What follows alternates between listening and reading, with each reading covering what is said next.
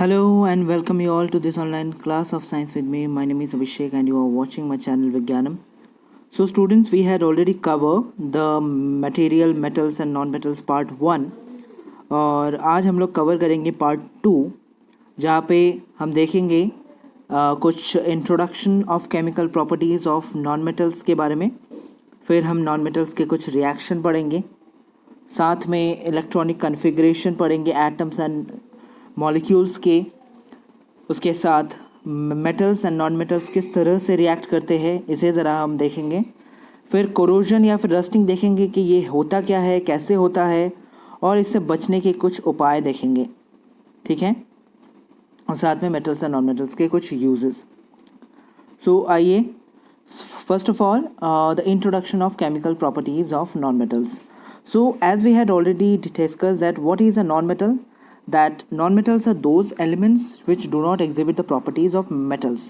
जो element metals के properties को नहीं दिखाता है उन्हें हम क्या बोलते हैं, नॉन मेटल्स. कुछ एग्जांपल्स नॉन मेटल्स के हमने क्या देखे थे, जैसे carbon, boron, phosphorus, sulphur etcetera, है ना. तो इनके केमिकल सिंबल्स भी आपको आते होंगे कि कार्बन को हम C से बोलते हैं, बोरॉन को B से, फिर फॉस्फोरस को P एंड सल्फर को S से, isn't it? So chemical properties of non metals में हम देखेंगे कि नॉन मेटल्स किस तरह से ऑक्सीजन के साथ रिएक्ट करता है, ये वाटर के साथ रिएक्ट करता भी है या नहीं, या फिर ये एसिड के साथ रिएक्ट होता है कि नहीं. क्योंकि हमने ऑलरेडी देखा था कि किस तरह से मेटल्स जो है वो ऑक्सीजन, वाटर एंड एसिड के साथ रिएक्ट करते थे. So first of all that reaction of non metals with the oxygen. Non metals क्या करते हैं, they react with the oxygen to form the metallic oxide, isn't it. वो metallic वो oxygen के साथ रिएक्ट करके क्या बनाते हैं, एक नॉन मेटेलिक ऑक्साइड बनाते हैं. ओके, जैसे अगर सल्फर रिएक्ट करता है किसके साथ, ऑक्सीजन के साथ, तो वो क्या बनाता है, SO2, सल्फर डाइऑक्साइड. सो ये क्या है, एक non metallic oxide. But remember, जब भी कोई नॉन मेटेलिक ऑक्साइड बनता है this is acidic in nature. अभी एसिडिक क्यों होता है, बिकॉज नॉन मेटल्स जो ऑक्सीजन के साथ रिएक्ट करके मेटेलिक ऑक्साइड बनाते हैं, मतलब नॉन मेटेलिक ऑक्साइड बनाते हैं. जब भी ये non metallic oxide like SO2 है, जैसे ही हमने इसे वाटर के साथ ऐड किया, ठीक है, वाटर हम किस तरह से लिखते हैं, H2O.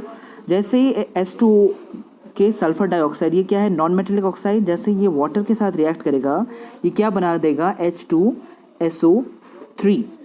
और H2SO3 फिर से वाटर के साथ रिएक्ट करके क्या बनता है, H2SO4.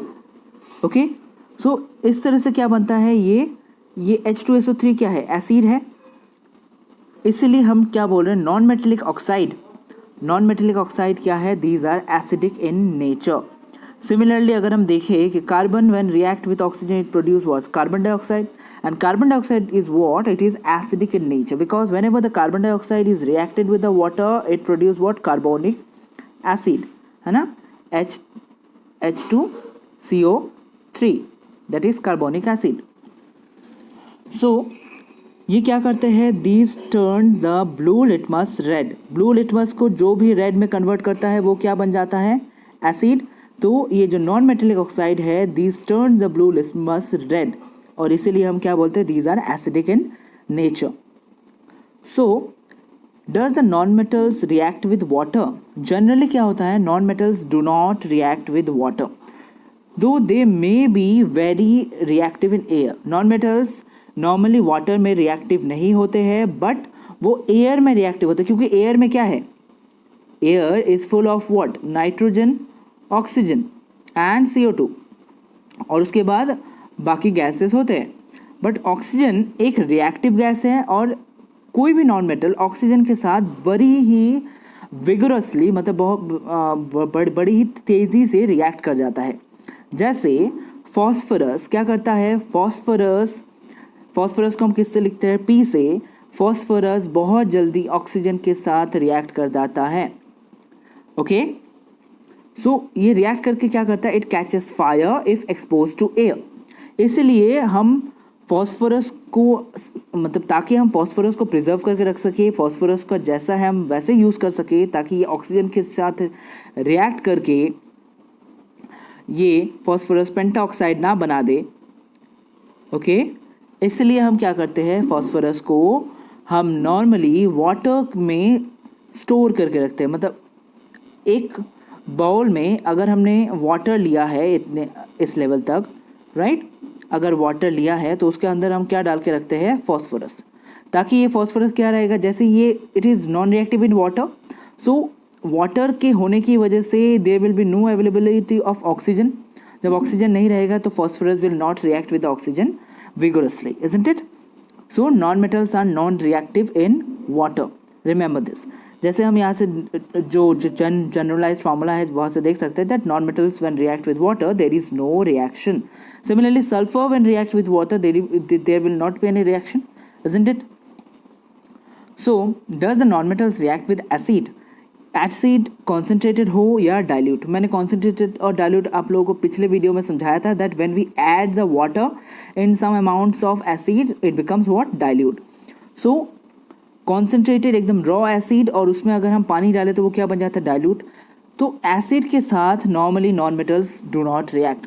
देखिए आप देख सकते हैं when non metals react with acid means when non metals is added in acid there is no reaction. अगर हमने सल्फर को हाइड्रोक्लोरिक एसिड में डाला कोई भी रिएक्शन नहीं बनेगा, ठीक है, सल्फर क्लोराइड नहीं बनता है। ओके, अब आते हैं एक नए टॉपिक पे जो कि है इलेक्ट्रॉनिक कॉन्फ़िगरेशन। क्लास 8 के लिए बड़ा ही नया टॉपिक है क्योंकि इलेक्ट्रॉनिक कॉन्फ़िगरेशन हम किस में देख सकते हैं, एटम्स एंड मॉलिक्यूल्स में। जब आप क्लास 9 में जाएंगे तब आपको एटम्स एंड मॉलिक्यूल्स के बारे में और भी डिस्क्रिप्टिव वे में समझाया जाएगा, बट अभी के लिए बस इतना जान के रखिए कि atoms and molecules are what, spherical in nature. Okay, ये वो इस तरह के स्पेरिकल होता है और उसके अंदर इलेक्ट्रॉन, प्रोटॉन एंड न्यूट्रॉन होते हैं। Electron, proton and neutron. So electron क्या है, नेगेटिवली चार्ज होता है, प्रोटॉन पॉजिटिवली चार्ज होता है और न्यूट्रॉन जीरो चार्ज होता है जो कि है न्यूट्रल।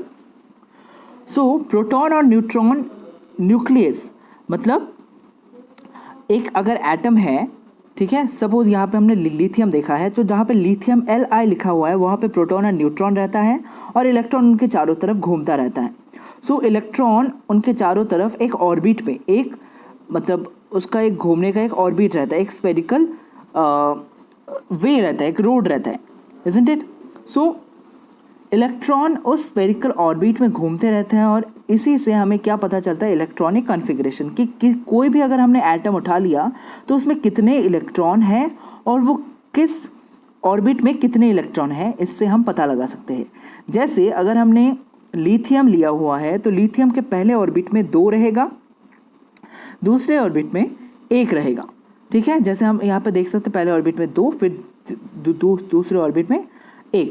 उसी तरह से सोडियम में तो फिर लिथियम का टोटल इलेक्ट्रॉन कितना हुआ, 3, है ना। उसी तरह से सोडियम में कितना है टोटल, 11। आप देख सकते हैं if you will count all these that is 2 + 8 + 1 that will be 11। Similarly it will be 2 + 8 10, 10 + 1 18 and 1 19, isn't it? So 19 किस में रहता है, पोटेशियम में, एंड सो ऑन। सो जब हम सोडियम की बात करेंगे तो सोडियम के पहले ऑर्बिट में कितना रहेगा, हमेशा पहले ऑर्बिट में जो न्यूक्लियस के पास रहेगा उसमें कितना रहेगा, 2। उसके बाद टोटल 8 इलेक्ट्रॉन फिलअप हो सकता है। जैसे आप लोग देख सकते हैं कि सोडियम में Na किससे डिनोटेड है, सोडियम से। तो देख सकते हैं 2 electron in first orbit, then 8 electron in second orbit and last 1 electron in last orbit, that is known as valence orbit. Okay, जब लास्ट ऑर्बिट किसी एटम का आता है उसे हम क्या बोलते हैं, valence orbit. Okay, now electronic configuration का क्या मतलब है, that is electronic distribution. Electron किस तरह से डिस्ट्रीब्यूटेड है, किसमें, एटम्स एंड मॉलिक्यूल्स में किस तरह से इलेक्ट्रॉन डिस्ट्रीब्यूटेड है, उसे ही रीड करने को हम क्या बोलते हैं, इलेक्ट्रॉनिक कॉन्फ़िगरेशन। ओके, अब इलेक्ट्रॉनिक कॉन्फ़िगरेशन हमने यहाँ पे क्यों पढ़ा, because it will help us to know how the metals and non metals react. So क्या होता है कि जब metals lose their electrons, so जब मेटल्स अपने इलेक्ट्रॉन्स को छोड़ देते हैं तो वो क्या बन जाते हैं, दे becomes electropositive, right. So metals electron को छोड़ देते हैं, मतलब वो इलेक्ट्रॉन्स को क्यों छोड़ते हैं, because they want to adopt the configuration of the noble gas या फिर इनर्ट गैस, ठीक है। जैसे if we take the example of the sodium, तो सोडियम ने यहाँ पे क्या किया, दैट सोडियम का इलेक्ट्रॉनिक कन्फिग्रेशन कितना था, एटम इलेक्ट्रॉन्स कितने थे, 11, हमने पिछले स्लाइड में देखा था। तो सोडियम ने यहाँ पे क्या किया, वो Na+ आयन, मतलब सोडियम एक क्या बन गया, कैटायन। ओके, जब भी आप इस तरह से प्लस साइन देखेंगे आप क्या बोलेंगे उससे, कैटायन। सोडियम कैटायन बन गया और उसने एक इलेक्ट्रॉन लूज कर दिया। सो उसमें कितने इलेक्ट्रॉन थे, total 11, but as the sodium has left the 1 electron, so वो क्या बन गया, एक 2 and 8 का नोबल गैस का जो कन्फिग्रेशन है वो आर्गन का कन्फिग्रेशन उसने उसे अडॉप्ट कर लिया। और नोबल गैस या फिर इनर्ट गैस क्या होते हैं, नाम से ही पता चल रहा है, इनर्ट गैस मतलब they do not react with any other. So sodium अगर Na+ बन जाता है तो उसे किसी, मतलब सोडियम आयन Na+ आयन, तो वो किसी और के साथ रिएक्ट करना पसंद नहीं करेगा और वो सॉल्यूशन के अंदर ऐसे ही घूमता रहेगा। ठीक है, that's why metals do what, they loses their electrons and becomes what, and becomes electropositive elements. Always remember. On the other hand, what the non-metals do, non-metals gain the electron and become what, negative ion. So similarly they known as what, electronegative elements. If we take the example of the chlorine, so chlorine का total electronic configuration कितना है, 17, and when the electronic configuration of chlorine is 17, if it takes 1 electron, अगर ये एक electron ले लेता है तो इसका कन्फिग्रेशन 288 वाला बन जाता है, जो एक नोबल गैस का कन्फिग्रेशन है, जो कि आपका आर्गन का है ना, आपका आर्गन का कन्फिग्रेशन बन जाता है क्लोरीन भी। सो Cl-, जब भी आपने ऐसा देखा कि कोई भी एटम के ऊपर अगर इस तरह से माइनस साइन लगा हुआ होता है तो उसे हम क्या बोलते हैं, anion, right. So these anions, sodium यहाँ पे क्या था, एक एलिमेंट था, आई एम सॉरी, क्लोरीन यहाँ पे क्या था, एक एलिमेंट था। So it takes what, 1 electron and becomes what, chlorine anion. So इस तरह से क्या होता है, दे बिकम्स इलेक्ट्रोनेगेटिव एलिमेंट। ये इलेक्ट्रोनेगेटिव एलिमेंट क्यों बनते हैं, क्वेश्चन वाई आता है, that why they loses 1 electron और why they gain 1 electron to becomes what, और to adopt the configuration of the inert gas. वो इनर्ट गैस के कन्फिग्रेशन को अडॉप्ट करने की कोशिश करते हैं। ठीक है, अब देखते हैं कि मेटल्स और नॉन मेटल्स कैसे रिएक्ट करते हैं। सो आपने देखा कि मेटल्स किस तरह से अपने इलेक्ट्रॉन छोड़ देते हैं और नॉन मेटल्स क्या करते हैं, उसकी जगह पे इलेक्ट्रॉन्स गेन करते हैं। सो मेटल्स लूज करके क्या बनते हैं, इलेक्ट्रॉन लूज करके they becomes cation, and on other hand non metals gain the electrons in the valence shell. Valence shell के बारे में मैंने बताया था कि जो भी लास्ट इलेक्ट्रॉन शेल होता है उसे हम क्या बोलते हैं, वैलेंस शेल। सो वो क्या बन जाता है, एनायन। अब इससे फ़ायदा क्या होता है, that suppose sodium try to react with the chlorine, तो सोडियम के पास एक इलेक्ट्रॉन एक्स्ट्रा है इसके इलेक्ट्रॉनिक कन्फिग्रेशन में, आउटर शेल में, तो ये क्या करेगा, यहाँ से एक इलेक्ट्रॉन इसे क्लोरीन को दे देगा, राइट। अगर ये क्लोरीन को एक इलेक्ट्रॉन दे देता है तो क्लोरीन के पास 8 इलेक्ट्रॉन आ जाते हैं आउटर शेल में, तो क्लोरीन भी Cl- एक एनायन बन जाता है, क्लोराइड आयन, और सोडियम भी क्या बन जाता है, सोडियम प्लस आयन या फिर कैटायन, सोडियम कैटायन। सो इससे क्या होता है, एक इलेक्ट्रोस्टैटिक फोर्स क्रिएट होता है। देखिए आप यहाँ पे प्लस है, यहाँ पे माइनस है, तो दोनों ही चार्जेस डिफरेंट है, एक पॉजिटिव है एक नेगेटिव है, तो इनके बीच में क्या बनता है, there is a generation of a new force, new type of force which is known as what, strong electrostatic force. और ये क्या बनाते हैं, एक आयोनिक बॉन्ड बनाते हैं, क्योंकि ये एक आयन बनता है सोडियम आयन और ये क्लोरीन आयन, जो कि एक visible I am sorry invisible bond है। क्लोरीन और सोडियम के बीच में एक इनविजिबल बॉन्ड है, उस बॉन्ड का नाम क्या है, ionic bond. Remember this students, उसे हम क्या बोलेंगे, एक आयनिक बॉन्ड बनाते हैं, and on the basis of that ionic bond the metals and non-metals react. So always, how does the metals and non-metals react, they become, first of all they form the cations and anions, and when ultimately they form the ionic bond because of the strong electrostatic force of attraction between them, isn't it? So अब आते हैं नए topic पे, that is corrosion. Here we have some of the pictures of the corroded or rusted iron. So rusted iron में आप देख सकते हैं कि कोरोजन क्या है. Corrosion is the damage caused to the metals due to the reaction of metals with oxygen, moisture and carbon dioxide. So ये जो मेटल्स है, सपोज यहाँ पे जो नेल्स आप देख रहे हैं, यहाँ पे जो कॉइन्स है, if we leave this coins और nails for long time, okay, so क्या होगा, मॉइस्चर के कॉन्टैक्ट में आने से, सो एयर में क्या है, air contains the moisture and moisture is known as what, water. So moisture के कॉन्टैक्ट में आने से these iron will react with the water and oxygen, okay, and they will form what, they will form rust. और वही rust in the form of this brown colour, वो उसके ऊपर आप देख सकते हैं वो क्या करता है, मेटल के साथ रिएक्ट करके मेटल को धीरे धीरे कोरोड कर देता है. कोरोड मतलब मेटल को खोखला कर देता है. सो एग्जाम्पल्स क्या है, formation of the brown coating of the rust over iron, यहाँ पे आप देख सकते हैं मैंने उसका एग्जाम्पल पहले ही बता दिया है. Formation of the green coating of basic copper carbonate over copper. Copper के ऊपर अगर आप में से कोई अगर कॉपर का कोई रिंग यूज़ करता है तो आपने देखा होगा कि कभी कभी वो कॉपर का रिंग आपके हैंड में ही वो क्या बन जाता है, कभी कभी ग्रीन कलर का एक कॉपर का कोटिंग बन जाता है. तो वो किसका कोटिंग है, एक बेसिक कॉपर कार्बोनेट का कोटिंग बन जाता है.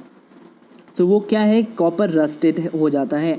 क्योंकि जब भी आप पानी में हाथ डुबो कर रखते हैं ज़्यादा देर तक, या फिर मतलब means when we use water more, मतलब पानी से आप ज़्यादा खेल रहे हो और आपने हाथों में वो कॉपर का रिंग पहना हुआ है, तो कुछ देर बाद आप देखोगे या फिर कुछ समय बाद कि वो क्या बन जाता है, एक ग्रीन कोटिंग बन जाता है कॉपर के ऊपर. ठीक है. उसी तरह से सिल्वर अगर रख दिया जाए तो एक ब्लैक कोटिंग बन जाता है सिल्वर सल्फाइड का. तो सिल्वर के ऊपर एक क्या बन जाता है, ब्लैक कोटिंग. बट यहाँ पे आप देख सकते हो यहाँ पे गोल्ड रिंग है. सो गोल्ड इसीलिए इतना आपका मार्केट में इतना एक्सपेंसिव है क्योंकि गोल्ड इजीली कोरोड नहीं होता. This do not react with the, means they obviously react but not so fast. हमने वो रिएक्टिविटी सीरीज देखा था जहाँ पे गोल्ड क्या था, सबसे लास्ट में था, है ना. रिएक्टिविटी सीरीज हमने पार्ट 1 में देखा था, गोल्ड एकदम सबसे लास्ट में था. सो गोल्ड क्या करते, दे आर वेरी अनरिएक्टिव या फिर वेरी लेस रिएक्टिव. वो बहुत कम रिएक्ट करते हैं, इसीलिए हम गोल्ड को एज एन ऑर्नामेंट हम यूज़ कर पाते हैं. अगर सोचिए कि आपने गोल्ड का कोई ऑर्नामेंट पहना है और वो इजीली अगर रस्टेड हो जाता है, तो क्या आप गोल्ड का ऑर्नामेंट के लिए इतना पैसा खर्च करना चाहेंगे? Obviously not. On the other hand यहाँ पे आप दो अलग पिक्चर देख सकते हैं कि एक हम कार है या फिर एक बेल है, ये क्या हो चुके हैं, ये कोरोडेड हो चुके हैं. बिकॉज इससे हमें पता चलता है कि ये किस मेटल्स के हैं, ये आयरन मेटल के हैं ना. आयरन को हम किस तरह से डिनोट करते हैं, Fe से, ferrum, right. So remember this point that what the corrosion is. So चलिए हम कोरोजन को एक एक्टिविटी की मदद से समझते हैं कि how does the corrosion happens. Suppose we have taken here the 4 test tubes. At the first test tube हमने क्या किया, जस्ट एक आयरन नेल डाला और आयरन नेल के अंदर, मतलब उस टेस्ट ट्यूब के अंदर हमने क्या ऐड किया, calcium carbonate, calcium chloride. So calcium chloride क्या करता है, CaCl2 when react with water, ये क्या प्रोड्यूस करता है, कैल्शियम हाइड्रोक्साइड, है ना. ये क्या करता है, कैल्शियम हाइड्रोक्साइड.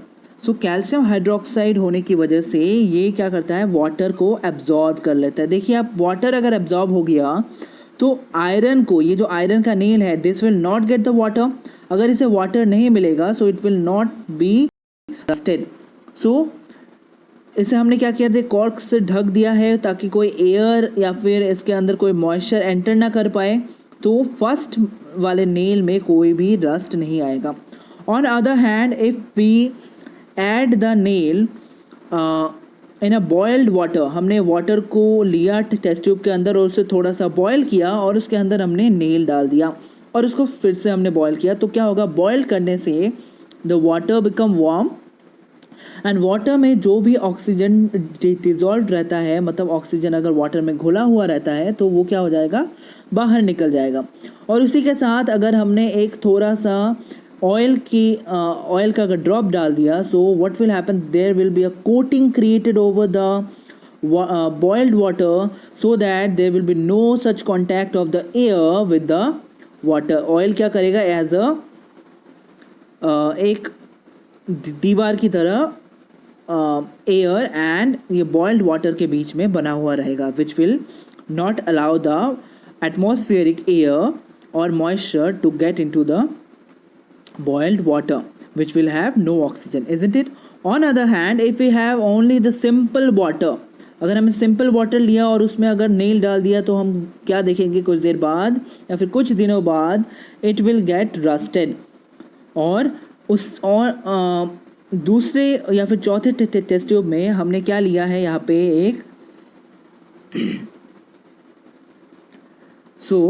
चौथे टेस्ट ट्यूब में आप देख सकते हैं कि हमने क्या लिया है, सोडियम क्लोराइड का सॉल्यूशन। सोडियम क्लोराइड का सॉल्यूशन होने की वजह से क्या हो रहा है, सोडियम प्लस और Cl माइनस के रूप में, Cl minus means chloride and sodium ion, means sodium cation and chloride anion के रूप में वाटर के अंदर सोडियम क्लोराइड आराम से रह रहा है और वो क्या करता है, ईजीली वाटर को अपनी तरफ जो मॉइस्चर है उन्हें वो और भी ये इस नेल्स को अटैक करने में मदद करेंगे और इससे क्या होगा, ये आयरन का नेल इजीली कोरोड हो जाएगा या फिर वेरी रस्ट हमें देखने को मिलेगा।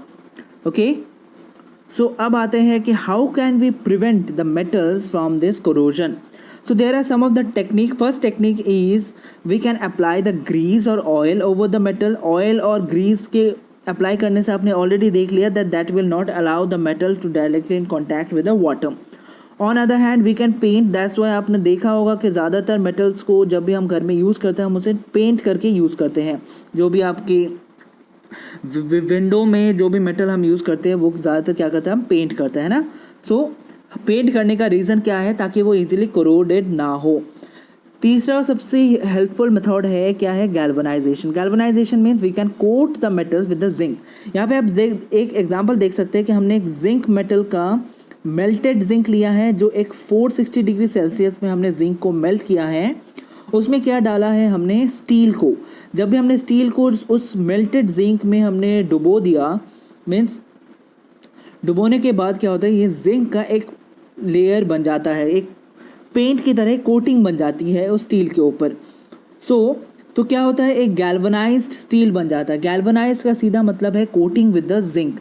Okay, and that process of galvanization means the process of galvanized the steel or galvanized any metal is known as what, galvanization, or the process of coating with zinc is known as what, galvanization. On other hand there is another process जो क्या है, tin प्लेटनिंग। यहाँ पे आप देख सकते हैं tin के साथ ये आपने नॉर्मली जो इलेक्ट्रिशियन आते हैं उन्हें यूज़ करते हुए देखा होगा आपके घर पे। ये क्या करते हैं, इस तरह का एक सोल्डरिंग डिवाइस लाते हैं, जिससे क्या करते हैं, वो एक टिन के मेटल के साथ जो हमारे जो इलेक्ट्रॉनिक सर्किट रहते हैं उन्हें ये क्या करते हैं, सोल्डरिंग करते हैं। जिससे क्या होता है, जो भी जो मेटल या फिर जो भी वायर वो यूज़ करते हैं वो वायर इजीली कोरोड नहीं होता है, वो सोल्डरिंग होकर रह जाता है। वो means we can use that for long time. Okay, so another method is what, tin plating. Another and important method is the electroplating. यहाँ पे आप देख सकते हैं कि हमने एक इलेक्ट्रिक सर्किट बनाया है जहाँ पे हमने बैटरी यूज़ किया है, स्विच यूज़ किया है और एक की यूज़ किया है, साथ में एक इम्प्योर कॉपर यूज़ किया है। तो इलेक्ट्रोप्लेटनिंग में क्या होता है, ये इम्प्योर कॉपर यहाँ से निकल के सॉल्यूशन में जाके इस की के ऊपर जाके कॉपर बैठ जाएगा और एक कॉपर की एक लेयर इस की के ऊपर बन जाएगी। इससे क्या होगा, एक कॉपर का कोटिंग बन जाएगा। ठीक है, इसी तरह से हम डिफरेंट मेटल की कोटिंग इस इलेक्ट्रोप्लेटनिंग के प्रोसेस के हेल्प से कर सकते हैं, such as coating a less reactive metal like chromium. हम क्रोमियम को कोटिंग कर सकते हैं, है ना। Also we can do alloying. Alloying आज तक का सबसे बेस्ट मेथड है from to prevent the metals from the corrosion. अब एलॉइंग क्या है, एलॉइंग एक होमोजीनियस मिक्सचर है। There are two types of mixture, एक है हेट्रोजीनियस मिक्सचर और दूसरा है होमोजीनियस मिक्सचर। होमोजीनियस मिक्सचर का अगर मैं सिंपल एग्जांपल लूँ तो आपको, if you add the salt in the water, तो कुछ देर बाद आपको वो सॉल्ट वाटर के अंदर नहीं दिखेगा। तो वो एक एग्जांपल क्या है, होमोजीनियस मिक्सचर का। बट अगर हमें हेट्रोजीनियस मिक्सचर का एग्जांपल ले, इफ़ यू ऐड सैंड, अगर आपने सैंड वाटर के अंदर डाला तो आप चाहे उसे कितना भी हिलाओ, कितना भी उसे स्टायर करो, फिर भी वो सॉल्ट, वो जो सैंड पार्टिकल्स हैं वो आपको वाटर के अंदर दिखेंगे, है ना। सो अगर हमने सॉल्ट मीन्स NaCl ऐड किया तो वो क्या बन जाता है, Na plus and Cl minus में वो टूट जाता है, जिसकी वजह से हमें क्या दिखता है, वो एक क्लियर सोल्यूशन दिखता है। और ये क्लियर सोल्यूशन हम बोल सकते हैं होमोजीनियस मिक्सचर। सो एलॉय उसी तरह का एक होमोजीनियस मिक्सचर है, किसका, सॉलिड का, मतलब मेटल के साथ दूसरे मेटल्स या फिर नॉन मेटल्स के मिक्सचर का एक होमोजीनियस मिक्सचर अगर हम तैयार करें, वो क्या बन जाता है, एलॉय। जैसे एग्जांपल, अगर स्टील, हमने कुछ देर पहले एक स्लाइड में स्टील देखा है, galvanisation of steel. So steel किस किस मेटल से लेके बनता है, एक आयरन से और एक नॉन मेटेलिक कार्बन से। सो स्टील के अंदर क्या रहता है, आयरन और non metallic carbon, isn't it. उसी तरह से स्टेनलेस स्टील, जो मार्केट में आप देखना स्टेनलेस स्टील बड़ी आसानी से बिक जाते हैं स्टेनलेस स्टील के प्रोडक्ट्स। क्यों, स्टेनलेस स्टील आपके ईजिली करोड नहीं होते। स्टील भी जो भी करोड होता है, स्टेनलेस स्टील बहुत ही लेट में करोड होता है। क्यों, स्टेनलेस स्टील किस किस अलॉय से बनता है, iron means stainless steel is an alloy. Okay, steel is also an alloy, also stainless steel is also an alloy. So stainless steel किस किस मेटल या नॉन मेटल से बनता है, iron, carbon, cobalt and nickel. Cobalt का formula क्या है, CO, C not capital O, it is small O, okay. And nickel का Ni, remember this, N small I, okay.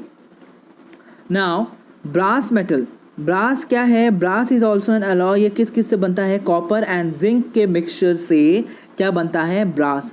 उसी तरह से ब्रोंज कॉपर और टिन के मिक्सचर से बनता है। अगर कॉपर हमने 90% और टिन 10% यूज़ किया तो क्या बनता है, ब्रोंज। उसी तरह से क्योंकि आपको ब्रोंज मेडल आपको स्कूल में मिलते हैं, तो ब्रोंज मेडल का कलर आप देख ही सकते हैं, एक ब्राउन टाइप का इस तरह का कलर होता है ना, एलॉय का जहाँ पे मैंने एक कलर यूज़ किया है, इस तरह का एक ब्रोंज का कलर होता है। सो वो कॉपर और टिन के मिक्सचर से क्या बनता है, ब्रोंज। उसी तरह से जो ब्रास है, ब्रास मेटल, ब्रास कॉपर और जिंक के मिक्सचर से बनता है, remember this points, okay. And soldering, हमने थोड़ी देर पहले एक जो टिन के यूज़ को हमने देखा था, टिन या फिर लेड के यूज़ को, वो क्या है, सोल्डरिंग है, that is use for welding electrical wires together, है ना। लेड और टिन को मिक्स करके हम एक साथ जो वेल्डिंग कर सकते हैं उसे हम क्या बोलते हैं, soldering. So that is also a process of alloying. Okay, so if one of the metal is an alloy in mercury, अगर मर्क्यूरी का एक मेटल alloy है तो amalgam क्या है, दूसरा है सोडियम इन मर्क्यूरी, ओके। सो सोडियम और मर्क्यूरी का अगर हम मिला देते हैं तो वो क्या बन जाता है, amalgam, है ना। सो वो भी क्या है, एक alloy है। सो इसी के साथ हमारा आज का ये वीडियो ख़त्म होता है और आज का chapter metals and non metals यहीं पे ख़त्म होता है। I hope you all are doing very well in this hard situation of the corona virus. God bless you all, thank you all.